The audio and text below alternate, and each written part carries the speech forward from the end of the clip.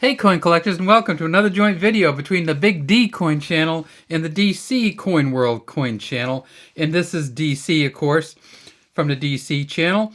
And we're going to look at the 1967 United States dimes today.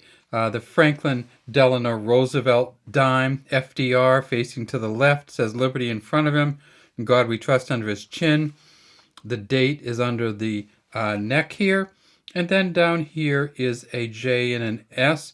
And that, of course, is for John Sinnock, the designer of these coins, Sinnock.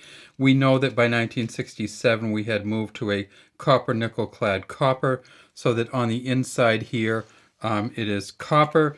On the outside it's the cladding. And I think I've shown many of you these in a different video. This is a torn up Roosevelt dime, and you can actually see the copper all the way inside it. So if the cladding gets torn off, when you're looking at this copper on the side here, that is a copper filling essentially. Inside the coin is all copper, a copper core.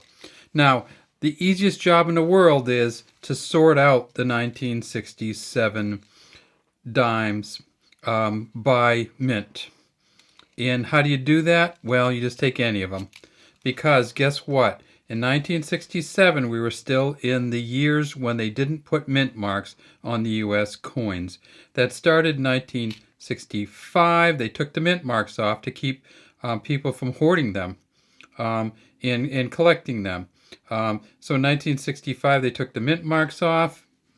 1966, no mint marks still. 1967, they had the mint marks off still. So there's no P's, there's no S's, there's no D's. So when you're looking through the 1967 coins, you got to look for something else.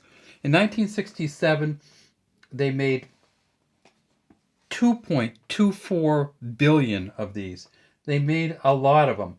They are worth not very much unless you get it in incredibly good condition, and that would be MS65 or above. They're worth about $7. So that's pretty good. $7 for a 1967 MS65, but there aren't many of them because they were used, and that was the whole point, was to not have mint marks on them, so they weren't collected and they were just used.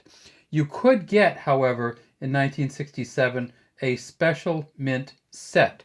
And the special mint set dimes go for about $3.50. So not huge, and that's according to the US Coin Digest. I'm sorry, not USA, but the US Coin Digest has a special mint set. So special mint sets are out there, but they're not really that expensive either.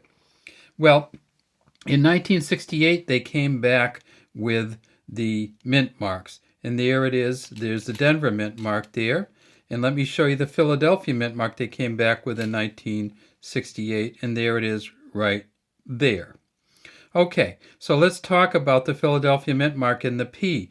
There was never, ever a P on a U.S. dime. From 1946, when they first started, even when it was silver, 90% silver in 1946, the year after FDR's death, there was no P on there. It was only a D. In fact, there were no S's on there either. It wasn't until 1968 that the S mint mark came out. And then they still didn't bring a P in. So the P mint mark actually did not come out fully until this year, and I'm going to show it to you right here if I can find one. Oop, no, that's a D, but it is 1980. That's P. There we go. 1980, first year of the P mint mark on the Roosevelt dime, or the Franklin Delano Roosevelt dime. Guess what else was on the mint mark as a mint mark in 1980? The S. So in 1980, you could get the S, you could get the P, and you could get the D. But there's a trick to the S in 1980, and that is that the 1980 S, they only made 3.5 million of them because they were the special mint coins. So 3.5 million S's in 1980. So P, S, and D all together on the US dime only started happening in 1980. So back to get rid of these 68s, back to the 67s. Are there some 67 dimes that are worth money? Yes, there are. One of the best, most valuable ones are the ones that are offset or that have what we call the full bands on them. These ones you really can't see the bands that well on here, can you? So let's talk about the back. United States of America says at the top, 1 dime. It says underneath it. Across the center here it says E pluribus unum. There's a torch in the center, oak branch on the right side, a olive branch on the left side, and these 2 dots here. Well, this torch is how you determine the value of many of these dimes. Does it have the full bands on it? In this one, you can hardly see that there are full bands, but if we pull that 1968 S back, and because we know, let me see if we can find it, we know that was look at this. This happens sometimes with the coins when they get into packages. They get this kind of film on them. But this is the S, which means it was not a circulating dime. And let's turn it over and see what the... so now, see how those bands have the separation in the middle? See how this kind of tips up a little bit at the bottom? It kind of cups up a little bit.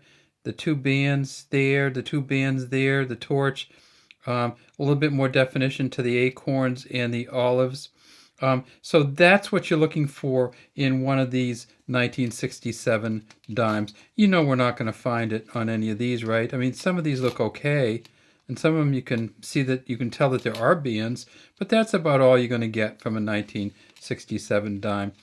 So unless it's an error coin or an offset coin, the 1967 dime is not worth a whole lot. In this condition right here, it's worth 10 cents. In MS65, it is worth about $7, and that's kind of where we are. All right, well, that's all we have for our joint video between the Big D coin channel and the DC coin channel. We'd love to have you subscribe to our channel, and remember, when you're looking for 1967 dimes and looking through them, you don't have to sort them by mint mark because there are none. Have a great day, and feel free to watch some of our other videos.